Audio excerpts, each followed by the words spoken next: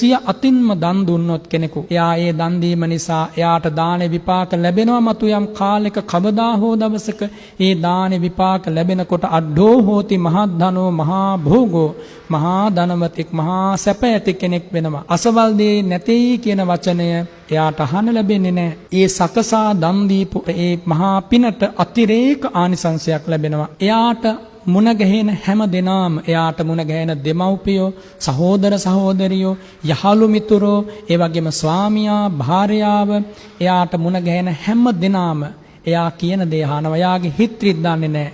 එයාට බොහොම කීකරුයි. එයාට ලැබෙන ස්වාමියා එයාගේ අන ඉක්මවා යන්නේ නැහැ. එයාට ලැබෙන භාර්යාව බොහොම සුවිනීතයි. දරු පිරිස සුවිනීතයි. සේවක පිරිස සුවිනීතයි. බොහොම කීකරුයි. ලෙන්ගතුයි. හදවතින්ම ආදරය කරනවා. එහෙම කරන්නේ මක් නිසාද? සකසා දන් දීමේ පිනටයි.